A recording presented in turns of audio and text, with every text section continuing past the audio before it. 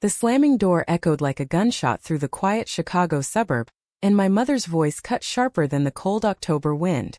"Get out and don't you dare come back until you fix this disgusting phase, Whitney." I stood on the porch, my suitcase heavy in one hand and Natalia's fingers laced tightly in the other.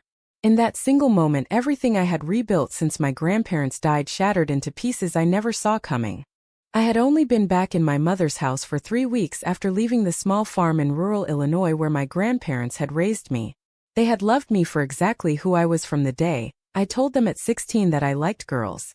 Grandma had hugged me and said, "God made you this way, honey, and we love every bit of it." Grandpa nodded and added, "As long as you're happy and kind, the rest doesn't matter." They had accepted Natalia the first time I brought her home last summer. We sat on their porch swing laughing over lemonade, while they asked her about her job as a graphic designer and told stories about my childhood. When they both passed within months of each other last year, I felt lost. My mother, who had left me with them when I was 8, suddenly wanted me back in Chicago. She said it was time to reconnect and help with my college expenses, since I was starting classes at the local community college. I believed her. I packed my things and drove the 3 hours north, thinking maybe she had changed too. The first week went okay. She asked about school and my part-time job at the coffee shop. I kept Natalia in the background, texting her late at night and meeting her for secret walks along the lake. Natalia understood. Her own family in California was accepting, but she knew mine was different. Then last night I decided it was time. I invited Natalia over for dinner. We sat at the table, my mother across from us, chatting about the weather. When Natalia reached for my hand under the table, I didn't pull away. Later, as we said goodbye at the door, I kissed her softly right there on the porch. My mother saw everything. The yelling started immediately. She called it sin and shame and betrayal of everything she had tried to teach me, even though she had barely been around. By morning, she had my bags packed and the locks changed. Now here I was, 22 years old, homeless in my own city with only Natalia and the clothes on my back. We drove in silence to her small apartment in Logan Square. The building was old but warm, with string lights on the balcony and plants crowding the windows. Natalia unlocked the door and pulled me inside. "You're safe here, Whit," she whispered, her voice steady even though her eyes were red. I dropped my suitcase and collapsed on the couch, burying my face in my hands. How did this happen? I had been so sure coming back to my mother would give me stability after losing my grandparents. Instead, it cost me the last piece of family I had left. Natalia sat beside me, rubbing my back. "We will figure this out together. I have savings and my job is steady. You can stay as long as you need." That night I lay awake staring at the ceiling while Natalia slept beside me. Memories flooded in of my grandparents' kitchen, where I first held Natalia's hand under the table, and they pretended not to notice. They had even invited her to Thanksgiving and called her our girl. Why couldn't my mother be like that? The next morning I woke to the smell of coffee. Natalia had already made breakfast, eggs and toast on the small table. We ate in quiet comfort, but the weight pressed on my chest. I checked my phone. No messages from my mother, only a text from my aunt asking what happened. I didn't reply. Instead, I called my boss at the coffee shop and explained I needed a few days. He was understanding, but I knew I couldn't miss much. Natalia kissed my forehead before leaving for her design studio. "Call me if you need anything." I spent the day unpacking my few things into her closet, feeling both grateful and guilty. This was not how it was supposed to go. By evening, the reality hit harder. I sat on the balcony watching the city lights come on and dialed my mother's number. She picked up on the third ring. "Whitney, if you are calling to apologize and promise to end this nonsense, then we can talk. Otherwise, don't bother." Her voice was ice. "Mom, it's not nonsense. I love her. She is kind and smart and makes me happy, just like Grandma and Grandpa said I deserved." My mother laughed bitterly. "Your grandparents spoiled you. They let you run wild, and now look at you. I raised you better than this. Come home alone and we will get you help. Therapy, church, whatever it takes." I hung up, tears burning my eyes. Natalia found me there and wrapped her arms around me. We stood like that until the stars appeared. For the first time, I wondered if I had made the biggest mistake of my life by choosing honesty over hiding. But looking at Natalia, I knew I could not go back. The days blurred. I went back to classes pretending everything was normal, but inside I was crumbling. Friends from school asked why I looked so tired. I dodged the questions. At night, Natalia and I talked for hours about our future. She wanted to move to a bigger place, eventually maybe even California, near her family. I wanted that too, but the guilt gnawed at me. My mother had been the one who gave birth to me after all. Was I really ready to lose her forever? The question haunted me as I fell asleep each night in Natalia's arms, feeling safe yet completely adrift. The first week living with Natalia felt like a fragile dream wrapped in reality's sharp edges. We fell into a routine that brought small comforts. I woke early to make coffee while she got ready for work. She would kiss me goodbye and I would head to classes, then the coffee shop for my afternoon shift. At night we cooked simple meals together, pasta or stir-fry, and talked about everything except my mother. Natalia was patient, never pushing, but I could see the worry in her eyes when I stared at my phone hoping for a message that never came. One evening after my shift, I came home to find Natalia had set up a small desk in the corner for my schoolwork. "You need your space," she said, smiling. I hugged her tight, feeling a wave of love that almost drowned the guilt. But the calls from my aunt started soon after. She was my mother's younger sister and had always been the mediator. "Whitney, your mom is devastated. She cries every night. Come home and talk it out. I can be there too." I listened, but my stomach twisted. "Aunt Lisa, I can't hide who I am anymore. Natalia is not a phase. She is my life." My aunt sighed. "You don't understand how hard this is for her. Our family has traditions, values. Think about what your grandparents would say." I almost laughed. They would say be happy. They loved Natalia. But my aunt didn't want to hear that. The conversation ended with her promising to talk to my mother. At work the next day things got worse. A coworker named Sarah, who I had thought was a friend, pulled me aside during break. "I heard you got kicked out. Is it true about you and that girl?" Her tone was not kind. I nodded, trying to stay calm. "Yeah, Natalia and I are together." Sarah's face twisted. "That's messed up, Whitney. Your mom is right, you know. You should fix it before it ruins your life." I walked away, heart pounding. The prejudice I had only heard about in stories was now staring me in the face. That night I told Natalia everything. She held me close. "People like that don't define us. We define us." But her words couldn't stop the doubt creeping in. Was I being selfish? My mother had struggled raising me alone after my father left when I was little. She had worked 2 jobs to send money to my grandparents. Did I owe her my happiness? The financial pressure built quickly. My savings were low and Natalia insisted on covering most of the rent. I hated it. I started picking up extra shifts at the coffee shop even though it meant less study time. One afternoon my mother texted for the first time since the kick out. "If you end things with her, I will pay your tuition and let you come home. No questions." I stared at the message for an hour. Natalia noticed my silence. "What's wrong?" I showed her the text. She read it and her face fell, but she stayed strong. "This is your choice, Whitney. I love you, but I won't beg you to stay." I cried in her arms that night, torn between the security my mother offered and the love I had with Natalia. Grandma and Grandpa's voices echoed in my head during those sleepless nights. They had sacrificed so much for me, teaching me to stand tall. Grandpa once said after I came out, "Never let anyone make you small, Whitney. Be proud." Remembering that gave me strength the next day when I replied to my mother, "I can't do that, Mom. I love Natalia." The response was immediate. "Then you are dead to me. No more money, no more family." The words hit like a punch. Natalia found me sobbing on the floor. She didn't say anything, just sat with me until the tears stopped. We ordered pizza and watched an old movie, trying to pretend life was normal. But inside I felt the weight of every choice pressing down. By the end of the second week, I had made a decision. I would not go back. I applied for more financial aid at school, and Natalia helped me update my resume for better jobs. We celebrated small wins like finding a cheap used laptop for my studies. Yet every time the phone rang with an unknown number, my heart raced, thinking it might be my mother ready to forgive. It never was. Instead, the silence grew louder. Natalia and I grew closer, sharing secrets and dreams. She told me about her own coming out in high school and how her parents had thrown her a party. I envied that. One night she whispered, "I would choose you 1,000 times, Whitney." Her words wrapped around my heart like a promise. But as I lay awake, I wondered how many times I would have to choose her before the pain stopped. The apartment felt like both sanctuary and prison. Outside, the world judged us. Inside, I judged myself. The third week brought the first real cracks in our new life. Natalia had a big project deadline at her design firm and worked late most nights. I picked up the slack at home cleaning, cooking, and trying to keep my grades up. But the isolation was eating at me.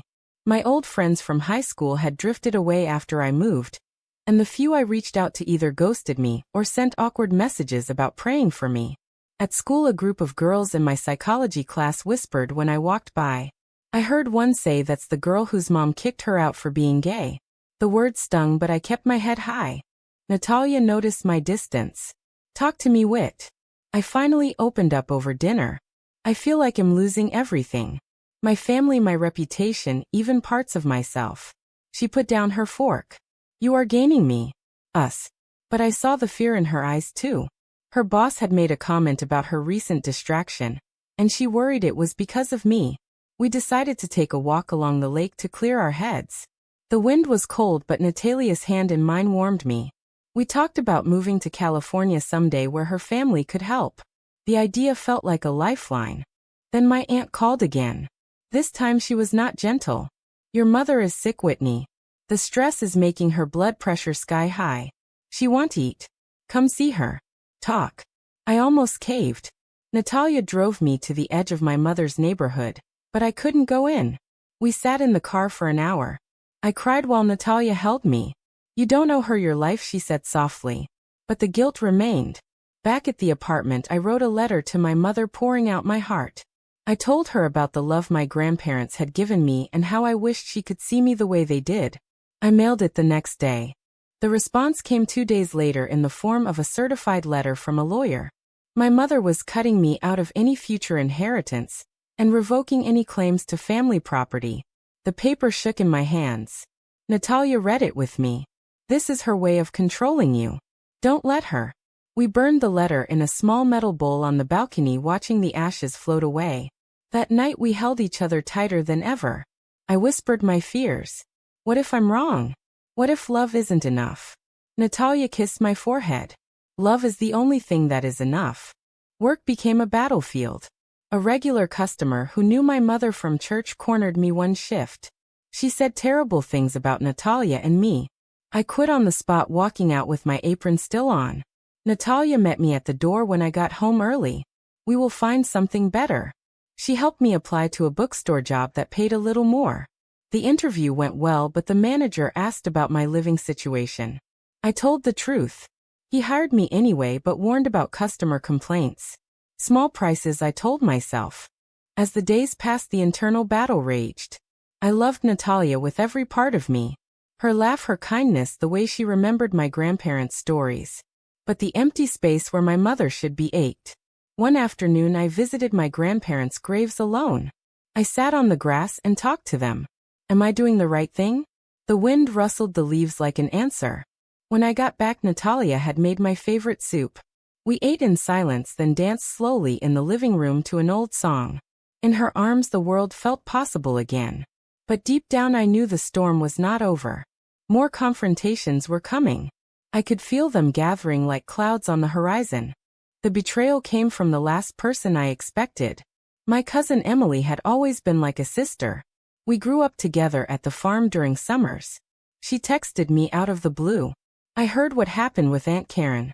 I'm so sorry. Can we meet?" I agreed, thinking she might be an ally.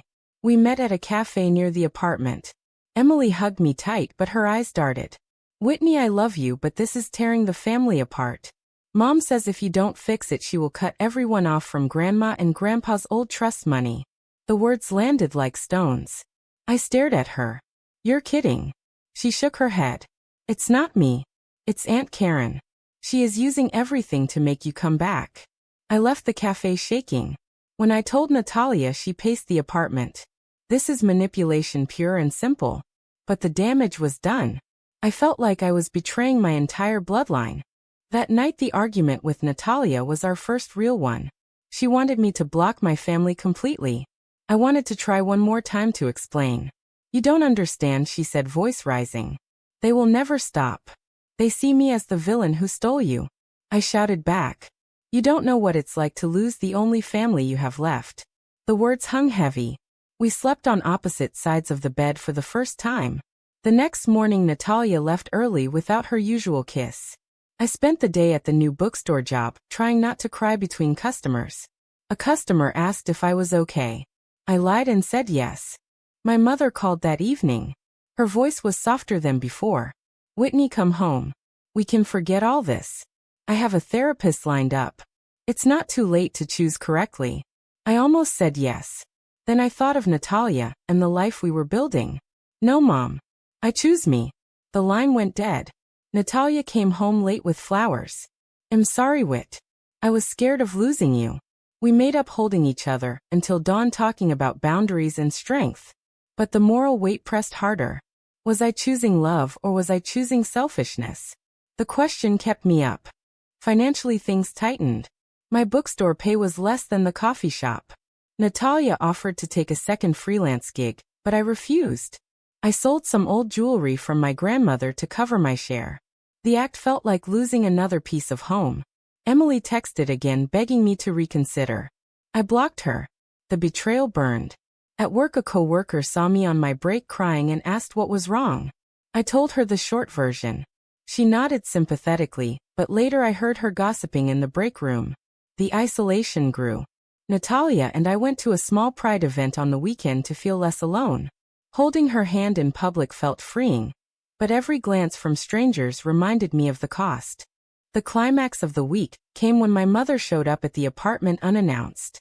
Natalia answered the door. My mother looked her up and down with disgust. "You.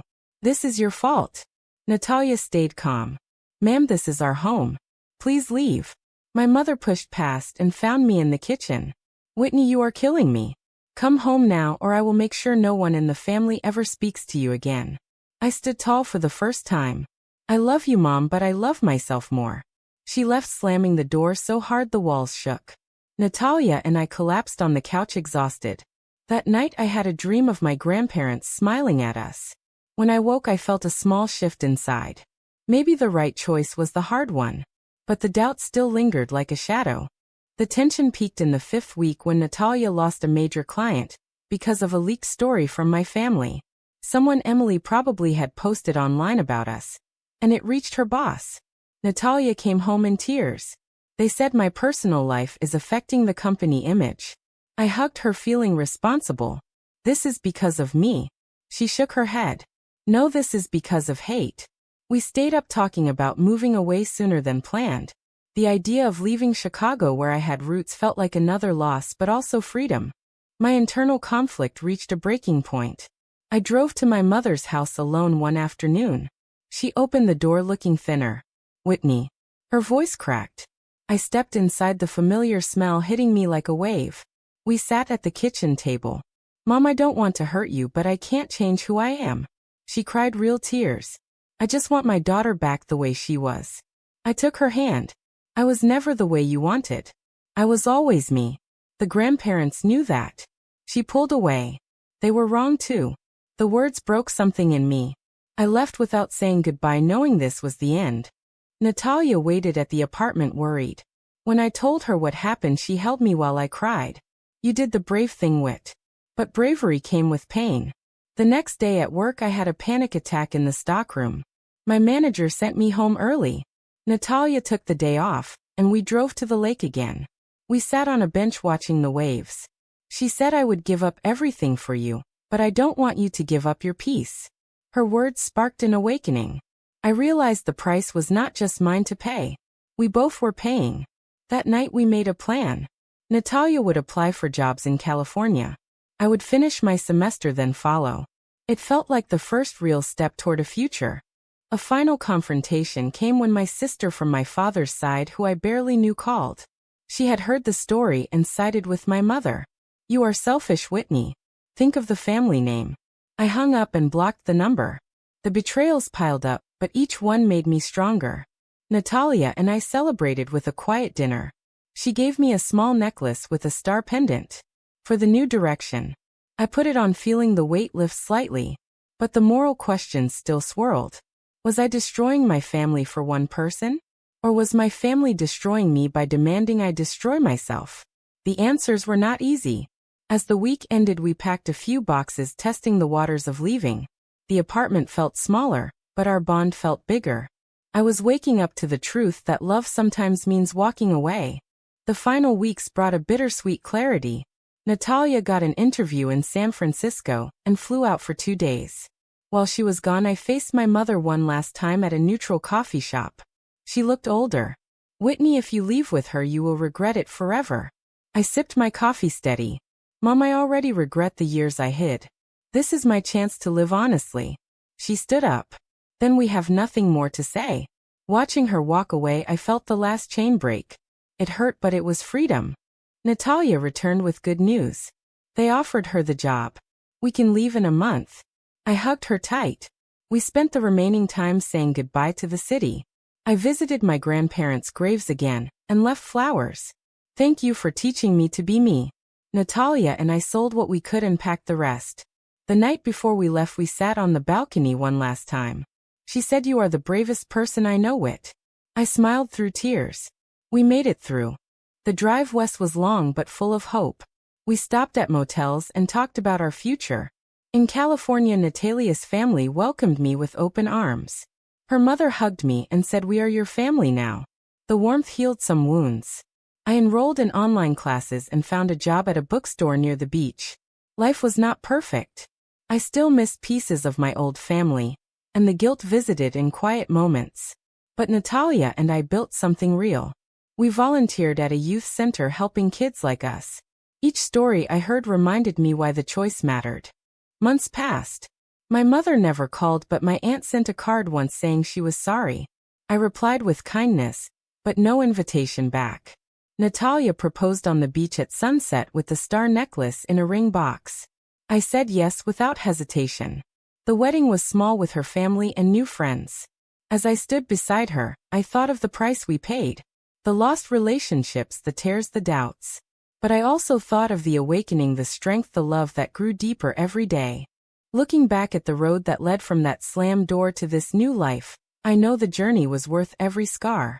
The question remains for anyone who has walked a similar path. Was I right to choose Natalia and the truth of who I am over my mother's approval and the comfort of family?